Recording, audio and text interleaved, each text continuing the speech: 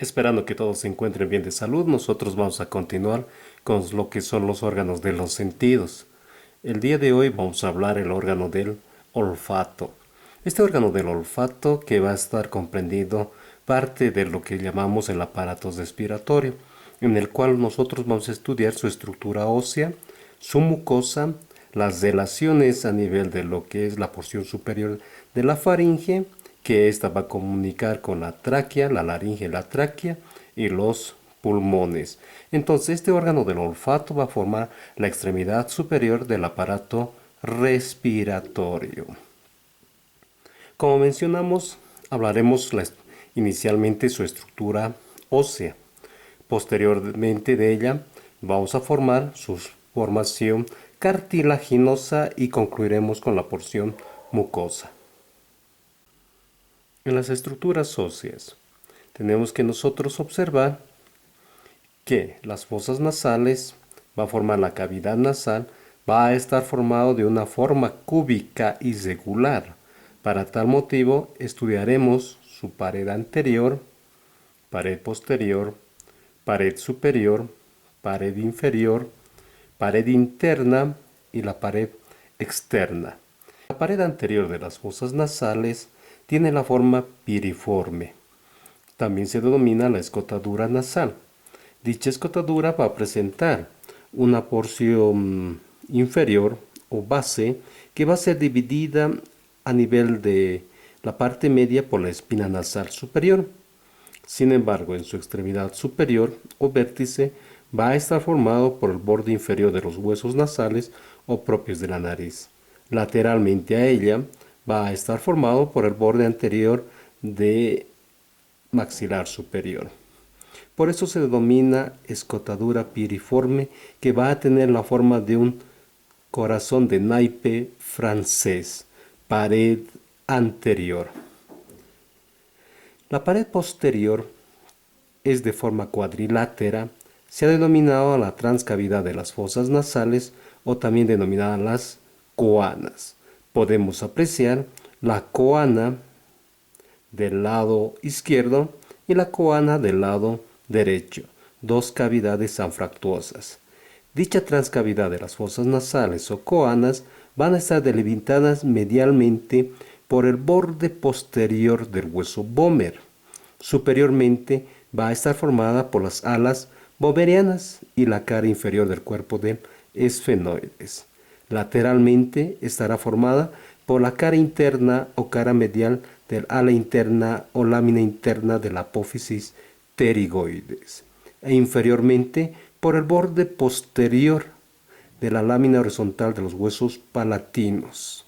La fusión de estos dos bordes posteriores van a dar origen a la espina nasal posterior, pared posterior o transcavidad de las fosas nasales, pared superior o techo de las fosas nasales.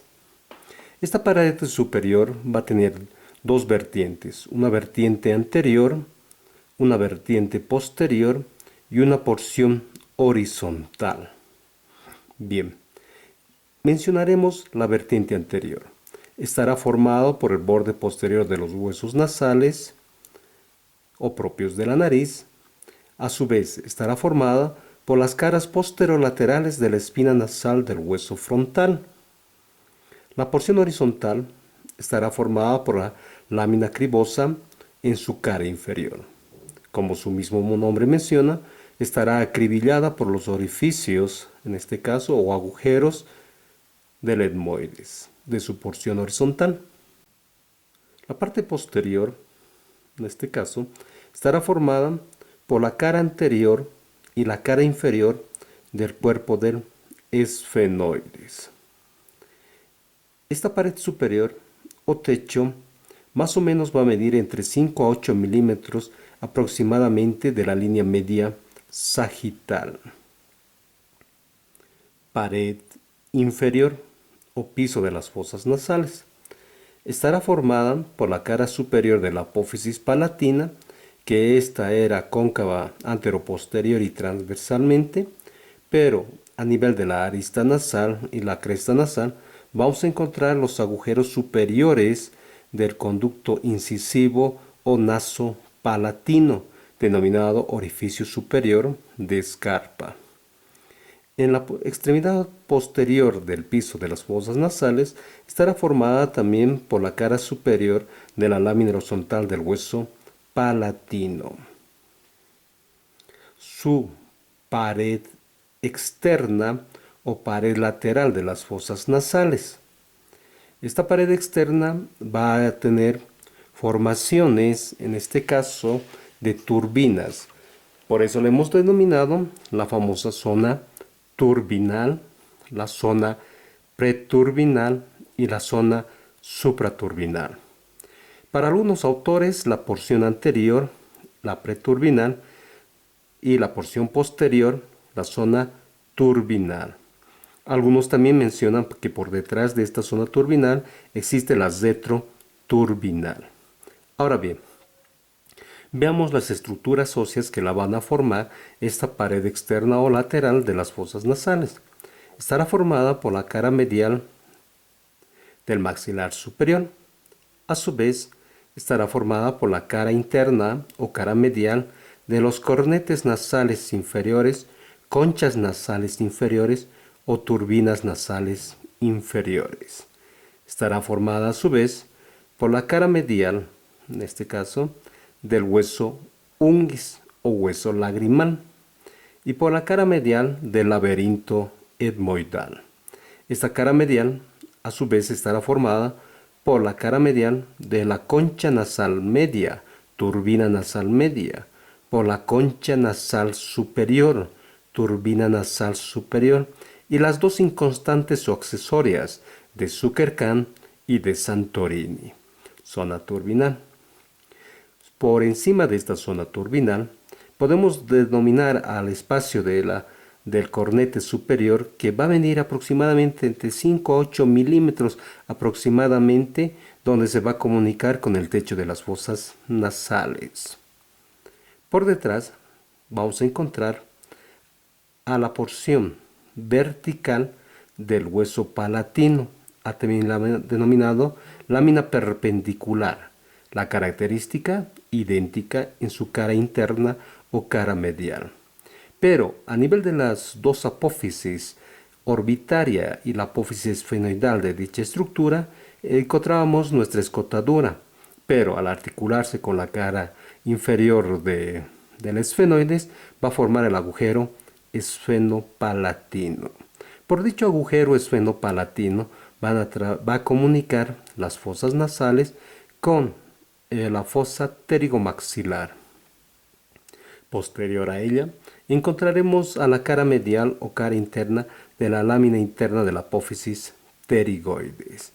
Esta pared externa o pared lateral va a estar relacionado en la zona turbinal por unos espacios denominados meato. Encontraremos al meato inferior, al meato medio y al meato superior y los accesorios de Zuckerman y de Santorini. En un resumen, de la pared externa de las fosas nasales estarán formadas por la cara medial del maxilar superior, cara medial de la concha nasal inferior, cara medial del laberinto etmoidal con sus cornetes medios superiores de Zuckerman y de Santorini.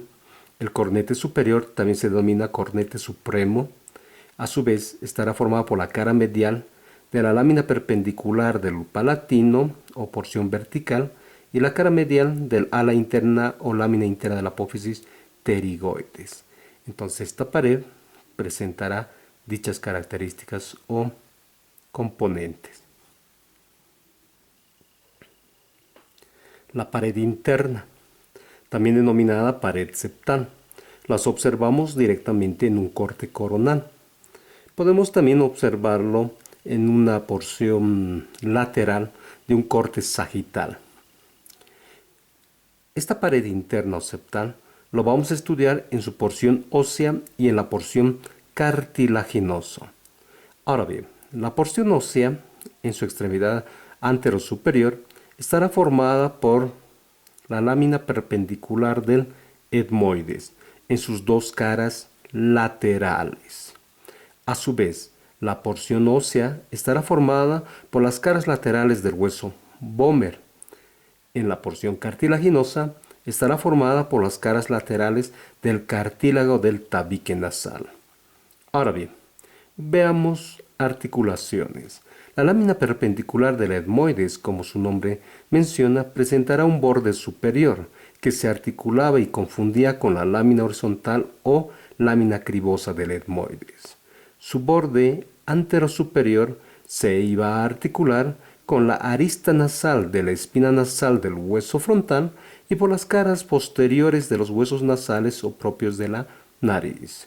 Su borde anteroinferior se va a articular con el borde posterior del cartílago del tabique nasal.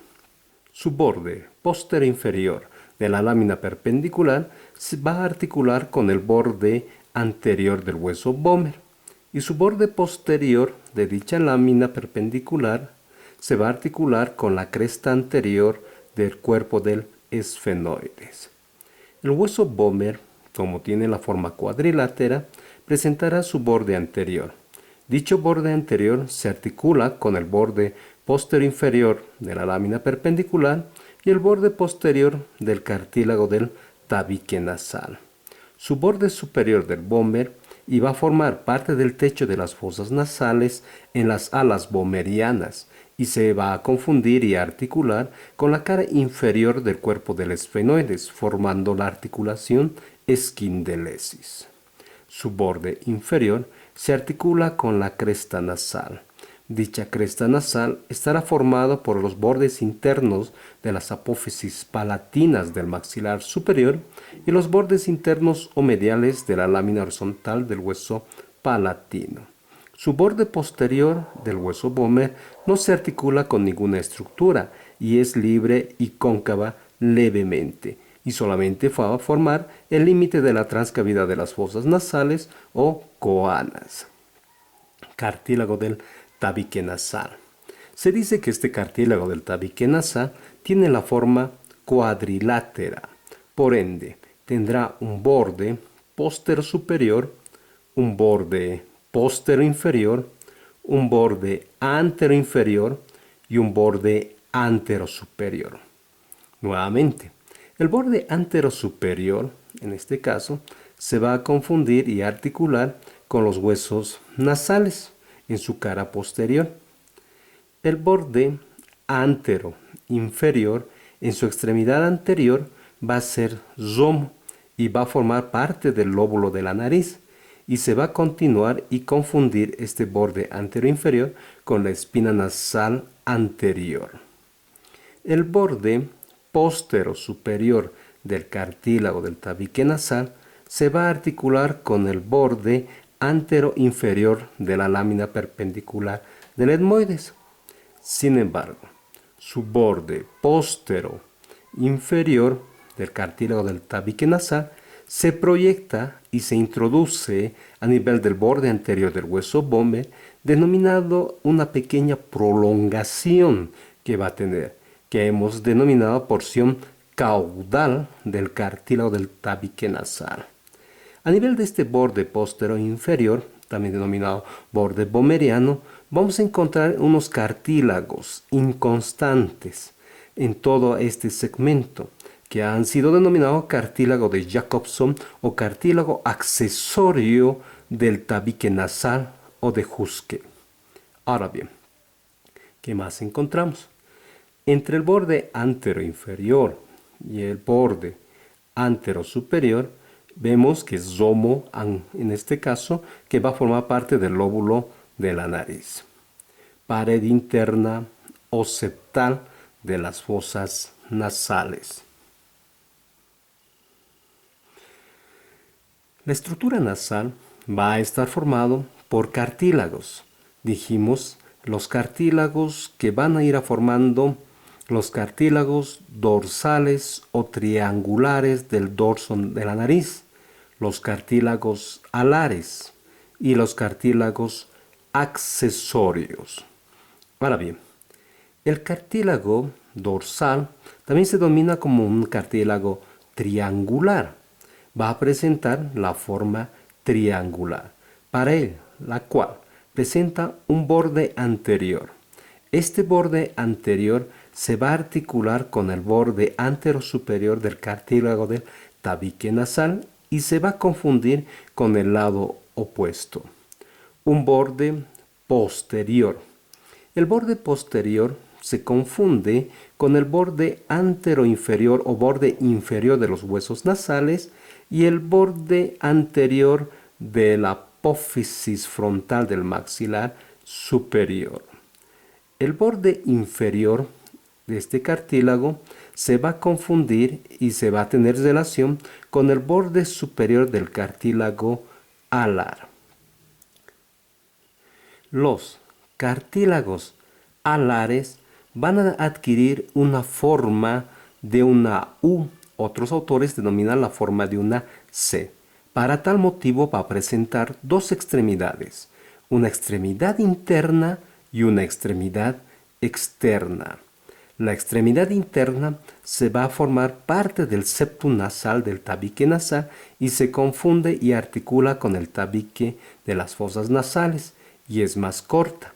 Sin embargo, su extremidad externa de este cartílago alar va a ser de mayor proporción. Esta extremidad externa va a presentar un borde superior. Ese borde superior que se va a confundir con el borde inferior del cartílago dorsal o triangular de la nariz. El borde inferior va a formar parte de las narinas o fosas nasales. Su borde posterior vamos a poder encontrar algunos cartílagos accesorios del ala de la nariz. Esta unión de los cartílagos dorsales del ala de la nariz y los accesorios van a estar unidos por un tejido fibroso. La característica del cartílago dorsal y el cartílago alar, el alar va a ser de tejido cartilaginoso elástico. El cartílago alar presenta tejido cartilaginoso elástico. Sin embargo, el cartílago dorsal va a presentar su tejido cartilaginoso hialino. Ahora bien, ya tenemos el cartílago alar. ¿Qué es lo que formaba? Observamos en una vista inferior su extremidad interna y la extremidad externa del cartílago alar. Estas que van a tratar de formar el orificio nasal. Los orificios nasales van a recibir el nombre de narinas, en este caso. Podemos observar las narinas permeables de las fosas nasales, separadas por el tabique nasal o septum nasal. Las estructuras musculares que le van a formar a nivel de la nariz, tendríamos el músculo transverso nasal que daba su origen por tejido tendinoso a nivel del dorso de la nariz. Sus fascículos descendían hacia abajo y se confundían en la cara profunda de la piel del surco nasogeniano y algunas se continuaban directamente con el depresor del tabique nasal. A nivel de la parte inferior y el borde inferior de las fosas nasales o narinas, inmediatamente a nivel de los tegumentos, se va a encontrar el músculo dilatador de las narinas y se confunde lateralmente a nivel del surco nasogeniano. Su acción, como se menciona, dilatar las fosas nasales. A nivel de la fosita incisiva, denominada también fosita mirtiforme, en su extremidad inferior prestaba inserción el músculo mirtiforme, también denominado depresor del tabique nasal, porque sus fascículos ascienden a nivel del tabique nasal y la parte inferior de las fosas nasales, en este caso o orificio posterior de las fosas nasales, y su acción será deprimir, en este caso, las fosas nasales. Las estructuras de las fosas nasales estarán en relación con gran cavidad alrededor. Esas cavidades se han denominado los famosos senos paranasales. Para alrededor, ¿de quién? De la nariz. Dichos senos paranasales tendremos al seno frontal, a las células etmoidales, al seno esfenoidal y al seno maxilar. Bien, El seno frontal no es nada más que un desarrollo de una célula etmoidal anterior que va a ascender a nivel de su techo o en las estructuras articulares. Este seno frontal va a tener a partir de los 15 años un desarrollo y se ha considerado que hay senos frontales pequeños, medianos y grandes. Y como vemos una vista lateral, sean dos senos frontales, uno del lado derecho y otro del lado izquierdo. La característica de estos senos frontales que va a presentar la forma piramidal, una base anterior, una cara anterior, una cara posterior y una cara interna o septal. La cara anterior del seno frontal estará en relación directamente a nivel de las crestas superciliares y se ha denominado como cara tegumentaria o epitelial. Su cara posterior está en relación con la fosa craneal y se ha denominado cara cerebral. Sus caras internas o septales de los senos frontales puede variar de acuerdo a la dirección, dirigirse más hacia el lado derecho o al lado izquierdo, pero separados por un tejido óseo, por eso denomina septal. La base de los senos frontales tendrán dos porciones, una porción externa u orbitaria y una porción interna nasal o etmoidal. La porción orbitaria, como su nombre dice, va a formar parte de la porción horizontal del hueso frontal.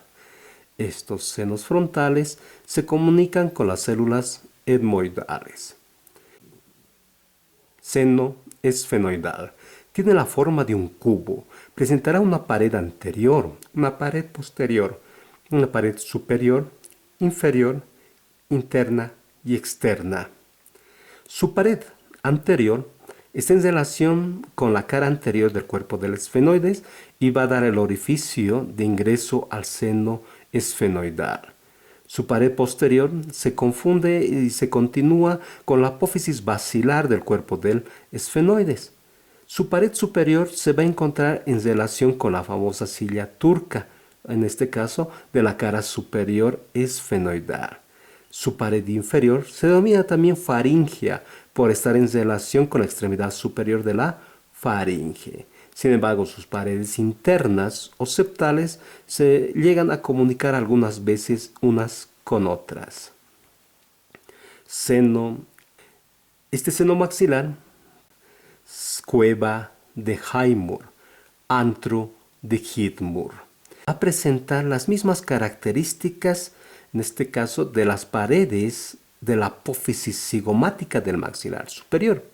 Entonces, podemos decir que presentará una pared anterior ogeniana, una pared posterior pterigoidea y una pared superior u orbitaria. En la pared anterior va a estar en relación con los nervios alveolares anteriores. La pared superior estará en relación con una eminencia del conducto infraorbitario, su relación con los nervios dentarios medios. La pared posterior o pterigoidea estará en relación con los nervios dentarios o alveolares posteriores. Ahora bien, este seno maxilar presenta tres paredes, una base y un vértice. El vértice se va a continuar directamente con el vértice de la apófisis cigomática del maxilar superior. La base. La base se va a dividir en cuatro bordes. Un borde superior orbitario, un borde posterior pterigoideo y el borde anterior se subdivide en un borde inferior y un borde antero-superior. Este borde antero-inferior, antero-superior. El borde antero-inferior de la base del seno maxilar va a estar en íntima relación con los ápices de las estructuras dentales, con los molares, premolares en relación y casi podríamos mencionar con los caninos. Ahora bien, su borde antero superior va a ser la continuación de la pared anterior de la apófisis cigomática. El borde anteroinferior también recibe el nombre de borde alveolar por esa relación ya mencionada. Seno maxilar. Las células etmoidales. Para tal motivo nosotros tenemos que recordar las articulaciones de los laberintos etmoidales del etmoides o masas laterales. Entonces, para tal motivo, encontraremos células denominadas las células etmoidofrontales, células etmoidoesfenoidales, células etmoidopalatales en relación al hueso palatino, etmoidomaxilares en relación con el maxilar, etmoidoungueales. Entonces, estas células de desarrollo del seno etmoidales podemos encontrar a una célula de mayor desarrollo que formaba el infundíbulo. A su vez, algunas células para desarrollar preinfundibular y la retroinfundibular. A todas estas estructuras, en este caso, de las cavidades de las estructuras óseas alrededor de las fosas nasales, han recibido el nombre de células o senos paranasales. Algún tipo de alteración que podríamos encontrar a nivel del seno maxilar, de acuerdo a un proceso infeccioso, va a formar una sinusitis maxilar. Puede proyectarse a una sinusitis esfenoidal, una sinusitis etmoidal y una sinusitis frontal. El conjunto de alteraciones de la enfermedad patológica van a recibir el nombre de la pansinusitis. La nariz tiene la forma piramidal y va a variar de acuerdo a la descripción de nuestros autores. Algunos autores mencionan que la base es a nivel de las fosas nasales. Otros autores mencionan que las bases es hacia posterior y comunica con las fosas nasales. Pero lo más importante dentro de ambas literaturas, podemos mencionar que están separadas por un borde anterior, denominado el dorso de la nariz, que se inicia a nivel de la raíz del dorso de la nariz y termina a nivel del lóbulo de la nariz. Este dorso de la nariz puede tener variantes, en las cuales nos han presentado que el dorso de la nariz corto se ha formado una raíz respingada. Sin embargo, el dorso de la nariz con un aumento de tamaño, como nosotros en nuestra idiosincrasia de la cultura llamamos los famosos loritos, entonces es un dorso de la nariz de forma aguileña. La continuidad directamente estructural ósea desde el frontal hasta el lóbulo de la nariz se han denominado las famosas narices griegas.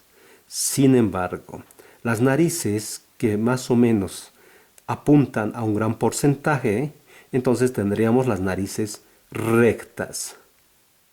Nariz respingada, nariz aquileña, nariz griega y la nariz recta. Esta discriminación de acuerdo a la formación del dorso nasal. En las estructuras cadavéricas vamos a poder nosotros observar y dentro de las preparaciones que existe el recubrimiento de la porción ósea y cartilaginosa por una mucosa, denominada mucosa de Naismith, también denominada la mucosa a nivel del seno maxilar, la mucosa de Schneider, pero también ha sido considerado con el nombre de mucosa pituitaria. Esta mucosa pituitaria también recibe el nombre de pituitas porque vamos a tener células mucígenas, formadores de moco. Pero la característica de estas preparaciones las vamos a encontrar de una pigmentación oscura, de acuerdo a la inhalación del dióxido de carbono que nosotros presentamos. A eso se le ha denominado ese tatuaje de pigmentación con el nombre de antracosis. Tabique nasal. El tabique nasal podemos apreciar con su mucosa, la mucosa del septum nasal o del tabique nasal. A nivel en la porción antero inferior próximas, vamos a encontrar los residuos del órgano de Jacobson o también decidos del nervio terminal. Estos decidos podemos encontrar unas fosas o algunas veces unas perforaciones que van a comunicar las dos fosas nasales. En su extremidad anterior podemos encontrar levemente un espacio denominado el vestíbulo o escotaduras nasales. En su extremidad superior el recessus nasal. A nivel de la pared de las fosas nasales podemos encontrar la formación de la turbina nasal inferior, turbina nasal media y la turbina nasal superior. Por tal motivo se ha denominado la zona turbinal. Por encima de ella, la porción supraturbinal. Delante de ella, la zona preturbinal. Algunos autores mencionan también la zona retroturbinal. Bien, ahora bien, hablemos de la zona preturbinal. Vamos a encontrar una pequeña prolongación, en este caso, de la apófisis unciforme en la estructura ósea, denominado el Ayernacey. Inferiormente, a nivel próximo a las fosas nasales, una cresta semilunar, en este caso, de formación, denominado el Invernacey, que va a delimitar un espacio cóncavo que va a ser el vestíbulo nasal. A nivel de este vestíbulo nasal, vamos a encontrar el origen de los folículos pilosos, denominadas las famosas vibríceas. En la zona retroturbinal vamos a poder evidenciar aproximadamente a 1 centímetro por detrás de la extremidad posterior del cornete nasal inferior o concha nasal inferior el orificio antero-inferior de la tuba auditiva, o denominado también trompa de Eustaquio o trompa faringotimpánica. Este orificio va a presentar un pabellón. Ese pabellón delimitado por eminencias, denominado el pabellón tubárico. Unas eminencias anteriores que va a formar la plica anterior del pabellón de la tuba auditiva, también denominado pliegue salpingo palatino. A nivel de su límite posterior, el pliegue salpingo faríngeo. Y entre el pliegue salpingo palatino y el pliegue salpingo faríngeo voy a encontrar una pequeña elevación, denominado el pliegue del elevador. Es el orificio anterior, entonces delimitado por esas tres estructuras. Sin embargo, posterior al pliegue salpingo faríngeo voy a encontrar otra fosita, denominada la fosita de Joseph-Muller. Ahora bien, zona retroturbinal. La zona turbinal estaba formada por el cornete nasal inferior, concha nasal inferior, turbina nasal inferior. Por el cornete nasal medio, concha nasal media o turbina nasal media. La concha nasal superior, o también denominada suprema, cornete nasal superior, y dos accesorios suplementarios que pueden ser inconstantes. Como su nombre dice, puede o no puede existir el cornete de Zuckerkamp y el cornete de Santorini. Los bordes inferiores de estos cornetes van a ser romos y libres. Sin embargo, a nivel de la porción lateral van a delimitar espacios. Esos espacios denominados meatos. Meato inferior, meato medio, meato superior, meato de Santorini y meato de Zuckerkamp. Si realizamos un corte de los cornetes nasales, vamos a poder observar los meatos. Los meatos a nivel de su pared lateral. Hablemos del meato inferior. Este cornete inferior y la formación del meato inferior está aproximadamente a 1,5 centímetros de la extremidad anterior de las fosas nasales. Y a ese nivel vamos a encontrar aproximadamente en su extremidad anterior del meato inferior un orificio. El orificio del conducto nasolagrimal. Orificio inferior del saco lagrimal. Entonces va a comunicar, en este caso, el saco lagrimal con las fosas nasales. A nivel del meato medio en su pared externa, en la mucosa vamos a encontrar la formación de un pliegue. En ese caso lo vamos a llamar el pliegue del decesus de la apófisis unciforme. Entonces tenemos el pliegue del decesus de la apófisis unciforme. Vamos a encontrar una elevación, también denominada la bula etmoidal. La bula etmoidal con la apófisis unciforme en su pliegue van a formar una cresta, que es la cresta uncibular osteológicamente y a nivel de la mucosa. Entre la bula etmoidal y la plica del pliegue uncibular vamos a encontrar un canal, el canal uncibular. A nivel de este canal uncibular, en su extremidad antero-superior, va a formar el canal infundibular. ¿Qué significa eso? Que a nivel de este canal infundibular se va a comunicar con el seno frontal. Nada más que era la formación de una forma de embudo que determinaba una célula etmoidal anterior que comunicaba. Y podríamos decir que este meato medio se va a comunicar con el seno frontal.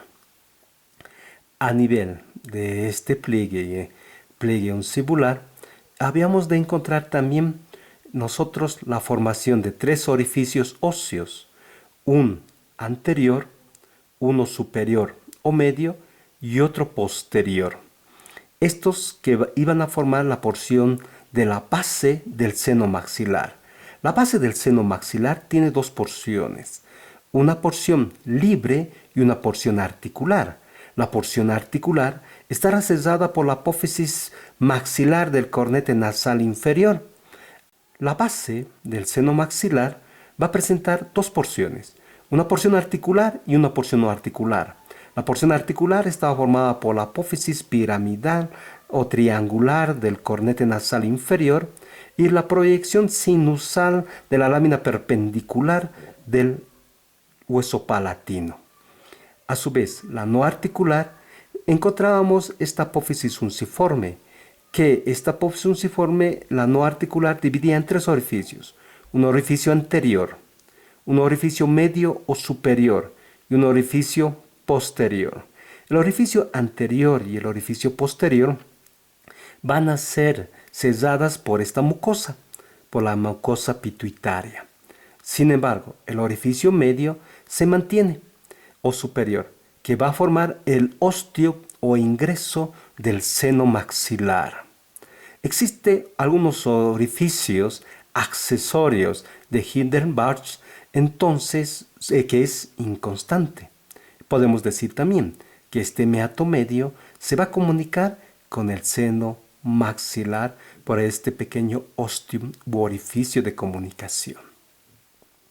Encontramos a la bula etmoidal y posterior y superior a ella vamos a encontrarnos con otra plica, en este caso, que es la plica bular, la plica o canal uncibular.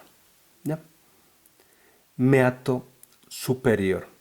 Este meato superior es separado de la lámina cribosa anteriormente por 5 milímetros y posteriormente por aproximadamente 8 milímetros.